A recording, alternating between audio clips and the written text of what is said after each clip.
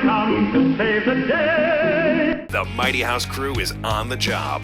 This is Mighty House. All right, we're back with part 2 of what should be on your blueprints when you get ready to put this out to contractors to get a pricing and to get that kind of stuff, turn it into the building department. So here we go with part 2. If you missed it, go back, watch part 1. We were talking foundations and notes and basic layouts and stuff like that. So that will lead into this one. So let's go ahead and start up with the foundation. There we go. Yep. So that's where we are right now. So one of the points we didn't talk about on the foundation plan is if you're doing an addition to your home, that foundation plan would typically have hollow white boxes for your existing foundation. The new foundation would be grayed out or have shadowing to it.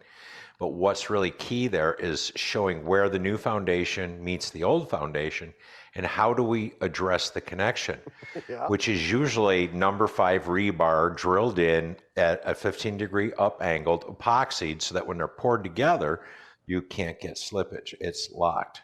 Right. So Yeah, we that hate should slippage. be called out. Otherwise, Yeah. you're going to have a leak. Oh, yeah, All right. exactly.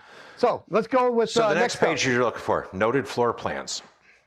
Make sure you subscribe and dingle on that bell real quick there, too. There you go. Go ahead. Go ahead. Sorry to interrupt. I'm sorry. I stepped right over Yes. your intro.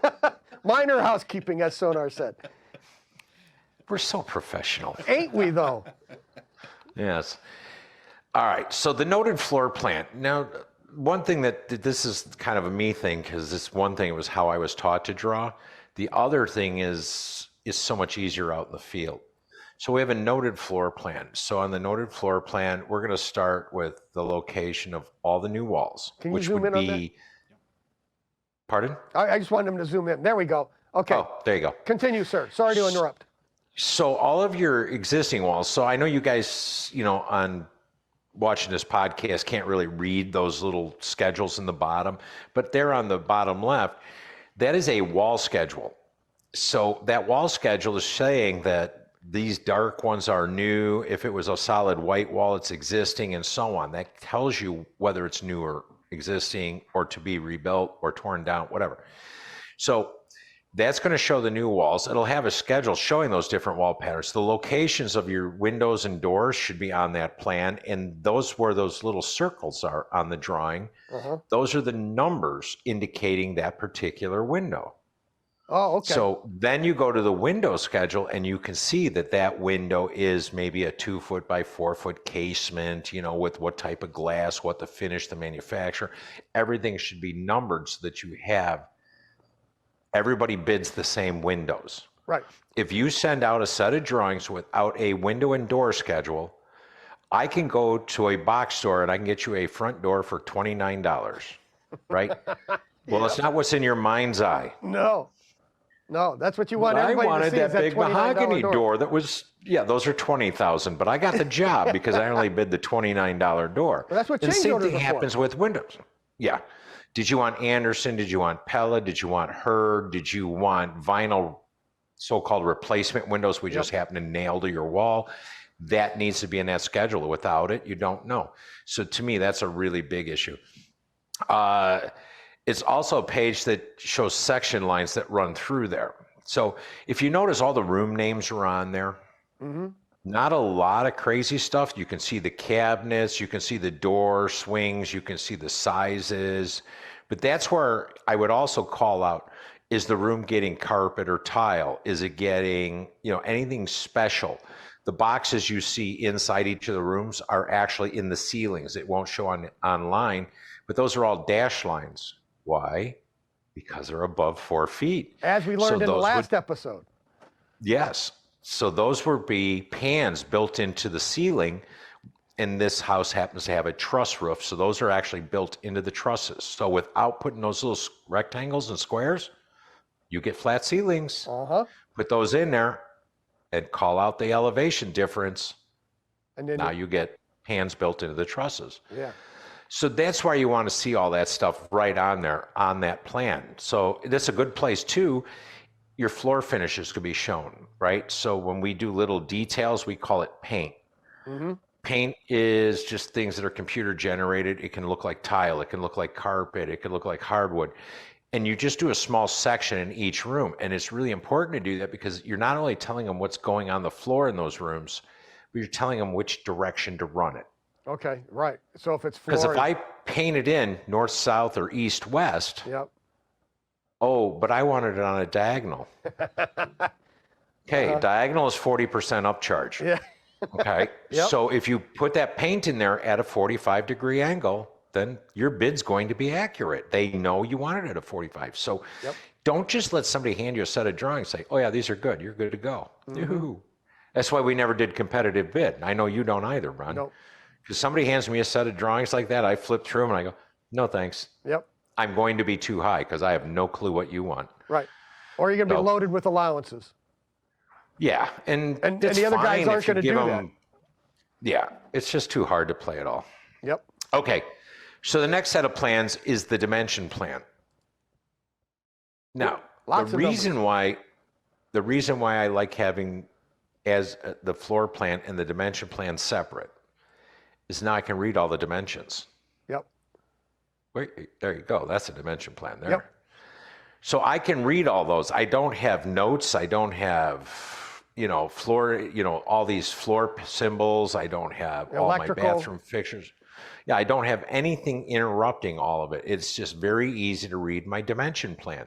My dimension plan is going to show me centers of the windows, Right. right? So you have what they call string dimensions. String dimensions are where you take a wall, let's say it's 12 feet long, and I break it into 3. I'm going to have a string dimension of 4 foot, 4 foot, 4 foot. Right. But I still, beyond that, must have an overall dimension of 12 foot. Right. And you can see Then that you down wanna- this side here, because you got the garage doors, windows. There's lots of stuff going on down that wall. Very easy Absolutely.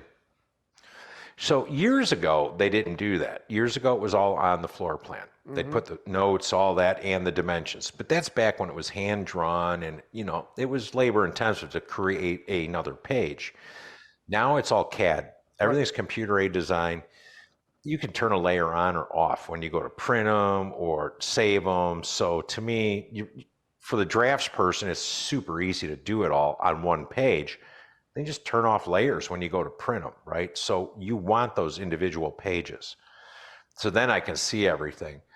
The room names should be displayed so that you still have that consistency. to see. Okay. But that's it. You don't need notes. I want to be able to go out to the job, grab the dimension page, and do my layouts. Now, Right. what's key, and there's that note box on there, it states that all the exterior dimensions include 5/8 for stucco. Okay. So if going block to block, I still need to add 1.25 inches to the overall dimension, subtract 5/8. That's kind of a problem because the guys still want to pull block to block. It's how you set up your walls when you do the programs. Right. But my interior dimensions in a room are always drywall to drywall. Finish. Yes. So now this gets a little dicey too, because when we went to the floor plan and we showed our walls in that wall schedule, it would say a 2x4 wall. So if it was wood framed, it would be 3.5 plus dry 1/2 inch on each side. It's a 4.5 inch wall. Easy math. But I frame with metal studs. Well, they're 3 5/8. So now 1/2 inch drywall on each side, I'm at 4 5/8. It's only 1/8 inch difference in your room. So your room's not going to be 12 foot. Your room's going to be 11 foot, 7 3/4, Right. because 2 walls, right? Sure. Problem is if I go through 6 walls, 6 rooms, Uh-huh. by the time I get over there, that room's 1.25 inches smaller. So it's important to call them out so that people know where the window centers need to be and so on. And then, yes, there is some adjustment always necessary, but it's why it's important to call out what you're using, whether Right. it's wood, metal, and so on. Yeah. You can draw anything. It's a matter of being able to build it. That's really what it boils down to. I've been trying, I'm not an architect, but I've been trying to explain that to a few of them for a number of years. The fact that it works on paper doesn't necessarily mean I can build it. That's right. But it's pretty amazing what we can pull off, though. It's just sometimes it takes creativity. Right. Exactly. So your dimension plan is there. It shows all your dimensions for overall for everything where you're trying to go with this, right? Right. It doesn't mean it'll be perfect. I mean, you do got to fudge some stuff. That always happens, but you definitely want to get something solid. Bathrooms in particular, because 5-foot tubs go in 5-foot spaces, right? Yeah. But if I'm building a free form shower, if it ends up 411, nobody really cares, Right. But a 5-foot tub is only going to fit in a 5-foot space. So Right. there's certain numbers that are Critical. rigid, right? It's critical. Yep. So, all right. Next So our up. next page is going to be our mechanical plans. There you go. That's my favorite one right there.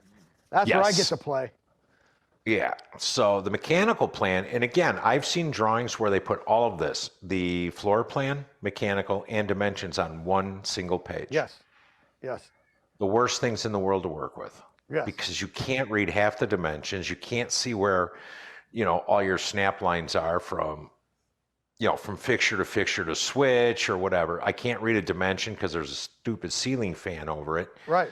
So that's why it's like, again, because it's all CAD generated now, there's no reason not to make multiple pages. Well, the good part is they'll print that out on an 8.5 by 11 when it should be on 24 by 24.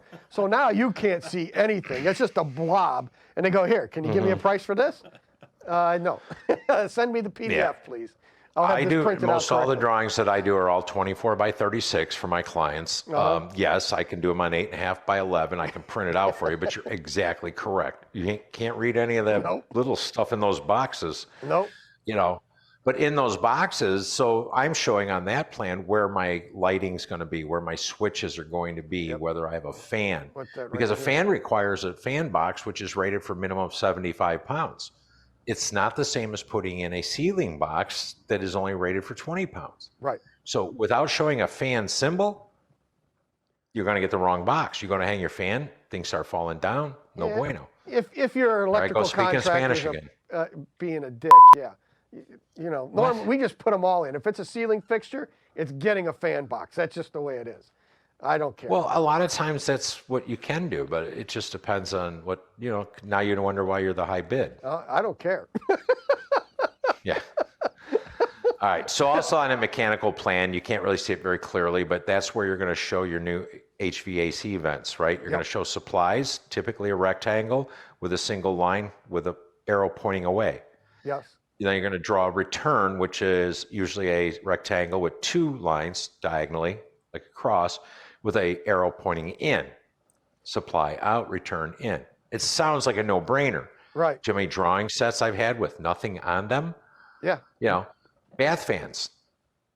Do you want a bath fan? Fine. Do you want a bath fan with a light? Uh-huh. So it depends on its location. I don't particularly like bath fans with lights. I like bath fans to be remote. Put them in the attic Oh, yeah. and put one big 150 CFM fan in the attic Yep. and connect it to 2 or 3 bathrooms. Yep.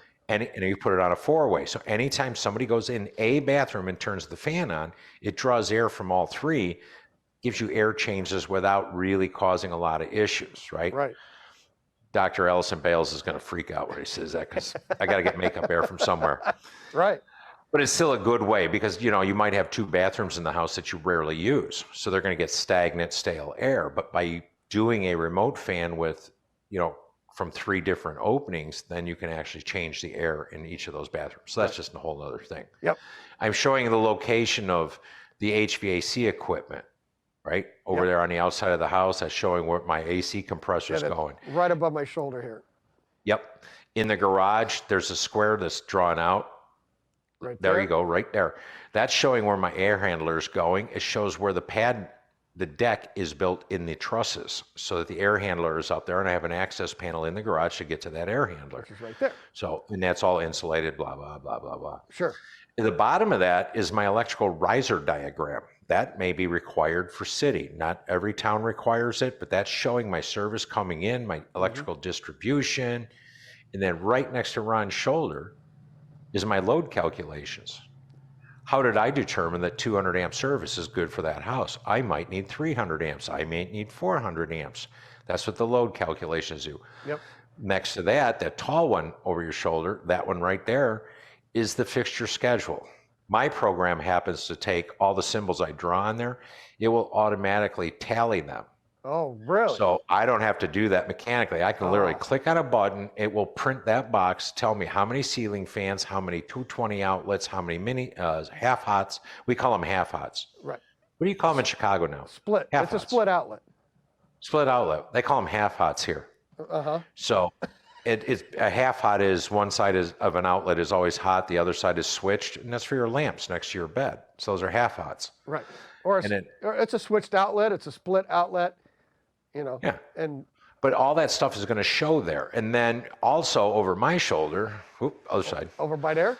Right there, over by there. That's my equipment list. That's going to tell me that I want a 21 SEER Oh, for right here. AC compressor. I want a particular Trane air handler. I want a particular dehumidifier. All my equipment list is there. So that when I send this out to 3 different HVAC contractors, I'm getting the same bid. Now, they can change brands. Sure. Right? It really doesn't matter. If I got Trane, if I got Goodman. that doesn't matter to me. They all have to be 21 or 22 SEER. They all have to be either heat pump or standard compressor. I want apples to apples. Right. If it's not on there, it's not going to be in your bid. Correct. So that's why that is a separate page. Right. Exactly. All right. So one thing that comes up a lot, and you probably run into it too, is I don't think on that I have a note saying that all lighting should be 3000 K. No, never have I seen that. So I've never our seen company standard is 3000 K. it. Okay. I personally do like 5,000, 6,000 K, but it's because where I live is so bright outside all day long, I don't want to walk into dim. But when you live in an area that's cloudy or overcast a lot, 5,000 K is like walking into a spotlight. So I totally get what you get used to. Nasty. Yeah. That's Yeah. it. But it's funny, It's a if you go harsh to a blue paint light. Yeah, but if you go to a paint store and you're looking at paint samples, Right. that's all under 6,000 Kelvin light. So you buy a gallon of this paint, you go home, you throw it on your walls, and you only got 3,000 Kelvin light. That's the temperature of the light. Sure. You go, that paint looks terrible. Right. Or it's Completely different 2700. lighting. 2700 Yep. we do a lot of. Yeah. So, All right. So I think we're good with the mechanical plan. yes. And then next up, depending on the same size of your job, you might need a roofing plan. Yeah. Look at that, fancy. What's this dark area right here? Why is So- that area special? So, because that's the area I call Ed. Ed. This is the Ed room? Yeah. No, it's just special ed. Anyway. Yeah, we're going to get so many bad emails. Anyway, so on that roof plan, the reason why is this particular structure has what's called an unvented roof structure. Okay, that's what that note says in foam. there that I can't read? Okay, So the whole roof is unvented okay, except for that area. That area is outside the building envelope. okay, That is a covered porch. So over that covered porch, you would vent that roof because there's no way to recirculate the air in that attic, because that attic is separated from the main portion of the house. So that area is grayed out. We figure out the square footage of that attic, and then we put in what we need for soffit and roof venting, So which that- is, remember, the 1 per every 300 square feet and so on. right. So So then there's that walls is- built in the attic to close this area off. That is correct. Not But like the in rest older of the homes. house is unvented roof structure, so that my ductwork, the air handler, all that is still within conditioned space, which, as we know, keeps your cost down. Right, right. So So- a lot of older homes built like in the 70s and 80s, you go up in the attic and you can walk right out over the garage. That's all Yeah, unfinished. unconditioned space. Right. So you're relying on the R30 or whatever you happen to have. I mean, it used to be R19 in the ceiling, right? Yep. So you might have 6 inches of bad insulation. You might have 4 inches left of blown in. Right. So I know it's what, R48 now for you guys? No, 60. Oh, when did they go to 60? A couple years ago. No, Yeah. 48, I thought. Yeah, no, it's like 5 feet of blown in now. It's like, come on, really? That's crazy. That is crazy. Yeah, That's a hell of an air filter that thick. yeah, it is. So All right, by that's a whole nother episode. filling in do a couple layers of closed cell foam first, and then blow over the top of it to get to the 60. That's really the best way to do it now. So it's crazy. So how much storage do I have in my attic? 0. Yeah, right? Wow. Yep. So that roof plan actually not only shows where you just saw the venting. If I had more roof vents, mushroom vents, whatever, they'd be up along the ridge, Right, you know, they'd and show I'd them, call yeah. out what I needed. But because this is an unvented roof structure, I don't need those, which I also don't need soffit venting, which is great. Right. But if you notice, you can't really see them clearly. Obviously, this is small. But it shows the pitch of the roof, like the angle, right? Your flow, your pitch is going away, down. Yep. Seems kind of obvious. Right. But it's also going to show the gutter lines. Where do I want gutters? See, all along the perimeter. Yep. And then you see at each of the corner, there's a little tiny circle with an arrow. Yep. That's my downspout. Okay. It's showing which way the water must flow. Okay. Because you know you cannot send water to your neighbor's yard. Sure So- you can. Not intentionally. No. So no, you always point them towards the street Or the backyard. and towards the backyard, but Yep. never point them. Now, when you install them, you can point them at your neighbor's house. Sure. But, no, for sake of getting permit, must always draw them away from people's homes. Yes. Correct. Yes. Because honestly, grade's going to make the water go where the water wants to go. Right. That's exactly it. So, There you go. All right. I think let's call it right here, and we're gonna have you stay tuned for part 3 and the final episode of what should be on your blueprints. So until then, let's keep it square and level. until next time. Until next time, Until keep it next square and time. level. That's right. Is that how we do it? Is it until? Wait. Just change it up. Yep. Let's just, there you go. Maybe I'll get it right on the next one. All those key words is what it is. we're trained, Rich. You're right. It's hard. Are you kidding? He barely gets through the hit the subscribe button and click on the bell so that you get notified. He gets those reversed all the time.